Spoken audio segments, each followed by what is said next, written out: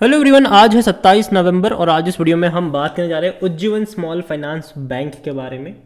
33 रुपये का शेयर है, ½ % की तेज़ी दिखाई है और बाजार आज भी अच्छे मूड में था, कल भी अच्छे मूड में था। तो रफ्तार अगर आप देखोगे तो ये हफ्ता तो अभी के लिए बाजार के लिए अच्छा जा रहा है। मंडे भी अच्छा रहा, ट्यूसडे भी अच्छा रहा, वेडनेसडे भी अच्छा रहा। और उज्जीवन स्मॉल फाइनेंस बैंक अगर आप देख रहे हो तो यहाँ पर ये भी धीरे धीरे साइलेंटली रिकवर तो कर रहा है। तो बात करना बनता है कि चल क्या रहा है, भरोसा कर सकते हैं कि नहीं। देखिए, वीडियो को शुरू करूँ उससे पहले अगर आपने अभी तक चैनल को सब्सक्राइब नहीं किया है तो प्लीज़ अभी इसे सब्सक्राइब कर लीजिए, क्योंकि आगे भी बहुत सारे वीडियोस हैं जो आपको काफ़ी ज़्यादा हेल्प करेंगे। तो 33 रुपये का शेयर है, एक महीने में अभी भी 8.5% का फॉल ज़रूर है और एक साल में देखोगे तो भयंकर गिरावट है।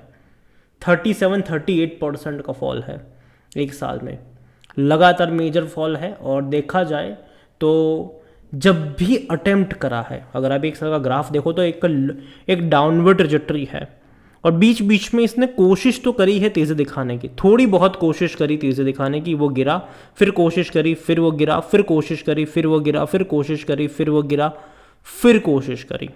तो ये देखने को ज़रूर मिल रहा है यहाँ पर कि अटेम्प्ट तो कर रहा है, लेकिन वो बहुत ही छोटे अटेम्प्ट होते हैं।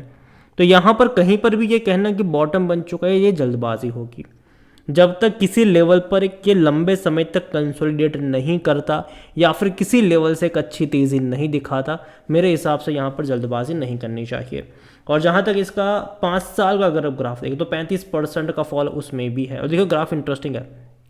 इससे पहले भी तेज़ी यहाँ पर अगर बनी थी तो 42 रुपीज़ से जब ये गिरा था ना, तो ये जो गिरावट थी अगर आप देखो यहाँ पर, तो एक मतलब 8 जनवरी से जो गिरावट चली थी यहाँ पर, वो ख़त्म कब हुई? 8 जनवरी 2021 से जो गिरावट चली थी वो ख़त्म हुई थी 24 जून 2022। ऑलमोस्ट 1.5 साल तक चली ये गिरावट, 1.5 साल तक चली और आधे से भी कम हो गया था ये। आप देखो तो यहाँ पर 42 से सीधा आ गया था 14 पर, उसके बाद बड़ी रफ्तार पकड़ी है।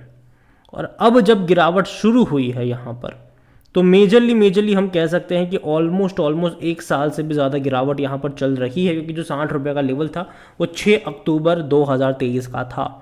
तो एक साल की गिरावट ऑलरेडी हम देख चुके हैं। शायद 3-4 महीना और गिरावट ये चले, लेकिन उसके बाद मुझे तो कि एटलीस्ट थोड़े बहुत सपोर्ट या फिर कह लो बेस कह लो, वो बनना चाहिए यहाँ पर।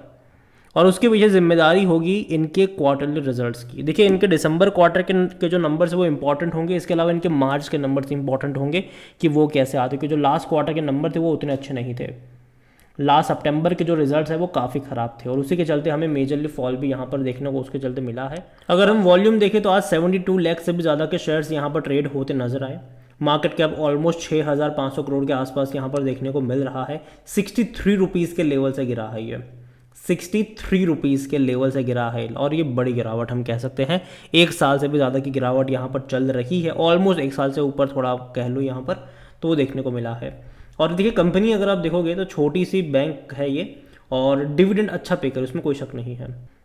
अगर आप डिविडेंड देखोगे तो इस साल इसने 1 रुपये 50 पैसे का डिविडेंड पे आउट किया है, जो कि बहुत अच्छा है। कोई कंपनी अगर 35 रुपये 40 रुपये से कम पैसे पे मतलब रुपए में ट्रेड कर रही हो और अगर आपको वो 1.5 रुपये का डिविडेंड पे आउट करे तो वो अच्छा होता है। यहाँ पर इससे पहले भी 2023 में भी देखो तो इसने 2 बार आपको पे करा था, एक पहले 75 पैसा पर शेयर का, फिर 50 पैसा पर शेयर का। कुल मिलाकर 1 रुपये 25 पैसे का डिविडेंड पिछले साल भी पे करा है और इस साल भी 1 रुपये 50 पैसे के आसपास का डिविडेंड यहाँ पर पे होता हमें नज़र आया है। लास्ट कुछ इंसाइडर्स अगर आप देखोगे तो बिकवाली के ज़्यादा नज़र आते हैं। 24 सितंबर को अगर आप देखोगे तो प्रदीप कुमार जो है वो उन्होंने बिकवाली करी है। 12 सितंबर को भी उन्होंने ही बिकवाली करी थी। तो देखो, ये कंपनी में जिनको देखो ESOP के थ्रू मिले हैं शेयर्स, ठीक है, वो बिकवाली भी करते हैं। अगर आप वही प्रेम कुमार की अगर हम बात करें, उनको ESOP के थ्रू मिला था, ठीक है, जुलाई महीने में। तो होता है, ये मिलता है बेचते हैं, मिलता है बेचते हैं, तो ये चीज़ें चलती रहती है। जहाँ तक वैल्यूएशन के बारे में देखें तो 5.56 का पी रेशो है इसका, जो कि देखने में सस्ता लग सकता है और डेफिनेटली सस्ता भी है, उसमें कोई शक नहीं है। सेक्टर पी 17 का है। और देखो, आपको समझना होगा कि जब ये 7 के पी पे ट्रेड कर रहा था, 8 के पी पे ट्रेड कर रहा था, तब भी सस्ता था, लेकिन फिर भी हमने फॉल देखा। उसका रीज़न सिंपल था कि जो पूरा का पूरा सेंटीमेंट है वो नेगेटिव है इस बैंक के रिगार्डिंग। और देखो, बैंक ने जो कमेंट्री भी करी हुई थी, अपने जो प्रोजेक्शन भी रखे हुए थे वो भी कम रखे हुए थे और ये एक दिक्कत है। और यहाँ पर देखो बैंकिंग सेक्टर को लेकर एक और जो सबसे बड़ा प्रॉब्लम निकल कर आ रहा है वो है डिपॉजिट्स। देखिए लोग ना अब बैंक में पैसा बहुत कम डिपॉजिट्स कर रहे हैं। लोग या तो पैसों को खर्च कर देते हैं या तो भैया इन्वेस्ट कर देते हैं। बैंक में लोग उतना ही पैसा रखते हैं जितनी उनको मतलब आने वाले कुछ महीनों के लिए ज़रूरत होती है। अगर पैसा है तो चलो स्टॉक में लगा दिया, ठीक है। पैसा ज़्यादा पैसा है तो चलो ज़मीन वगैरह खरीद ली, ठीक है। थोड़ा बहुत वैसा पैसा है तो चलो घर के काम में थोड़ा बहुत खर्च कर लिया। तो ये चीज़ें होती है, ठीक है। तो यहाँ पर अगर आप डिपॉजिट्स देख रहे हो तो पिछले कुछ टाइम में बैंकों में कम हुए, लेकिन अच्छी बात है कि उज्जीवन स्मॉल फाइनेंस बैंक के डिपॉजिट एक्चुअली में बढ़े हैं पिछले कुछ टाइम में। लेकिन लॉन्ग वाला जो ट्रेजेक्टरी है वो तो यही है कि डिपॉजिट्स लोग धीरे धीरे कम करेंगे आने वाले टाइम में, और ये दिक्कत होगी।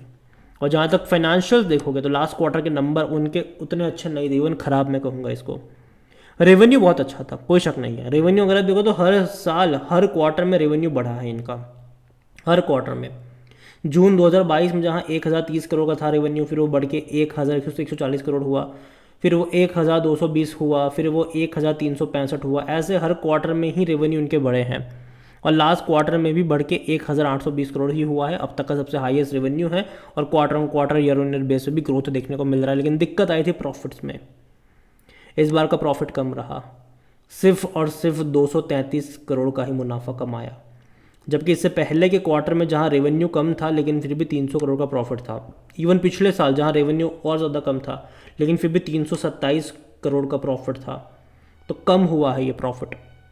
तो ये दिक्कत है यहाँ पर कि मार्जिन पे दबाव यहाँ पर बन रहा है। तो आने वाले दिसंबर क्वार्टर इंपॉर्टेंट हो जाएगा कि उस टाइम पे नंबर्स कैसे थे। वो देखो इंक्रीज़ होना ज़रूरी है, ठीक है। वरना भले ही सस्ता पी रेशो क्यों ना हो, इसका पी है, लेकिन फिर भी अगर नंबर्स में इंक्रीज़ नहीं आएगा ईयर ऑन ईयर बेस पे, क्वार्टर ऑन क्वार्टर बेस पे, तो जो सेंटीमेंट है वो उतना सही नहीं होगा इनके लिए। और जहाँ तक शेयर होल्डिंग के बारे में देखें, प्रमोटर की होल्डिंग यहाँ पर है ही नहीं। यहाँ पर म्यूचुअल फंड 3.68% पर है। एफआईएस ने लगातार बिकवाली करी पिछले 2 क्वार्टर में, 26.95 से घट के 20.63% पर आया है। 3.68% म्यूचुअल फंड के पास है, 2.82% डोमेस्टिक इंस्टीट्यूशन के पास है, और एफआईएस के पास भी यहाँ पर 20.63% का स्टेक देखने को मिल रहा है। और रिटेल की होल्डिंग यहाँ पर 30.99% की, जो अदर पार्टीज़ है वो 41.89% का स्टेक यहाँ पर लेकर बैठे हुए हैं। ओवरऑल अगर बात करने जाऊँ मैं उज्जीवन स्मॉल फाइनेंस बैंक की, तो देखिए बैंक खराब नहीं है, लेकिन एक डाउनवर्ड ट्रेजेक्टरी ज़रूर शो कर रहा है, और अभी भी बॉटम बन गया है। ये कहना जल्दबाजी होगी, मैं इतना ही कहूँगा, वेट एंड वॉच, जब तक किसी लेवल पर सपोर्ट ना बन जाए। जब तक सपोर्ट नहीं बनता वेट एंड वॉच। जहाँ तक मुझे पसंद आता लेवल है वो 27 रुपये से 30 रुपये का लेवल है इनिशियली। उसके बाद एवरेज के लिए शायद आपको 24 से 27 का लेवल आपके ध्यान में होना चाहिए। और अगेन मैं कह दूँ, देखो ये मेरा पर्सनल ओपिनियन है, कोई भी इन्वेस्टमेंट एडवाइस नहीं है। ये वीडियो को यहीं पे एंड करता हूँ। पसंद आया हो तो लाइक करो, शेयर करो, चैनल अगर पहले बार है तो प्लीज़ सब्सक्राइब करें।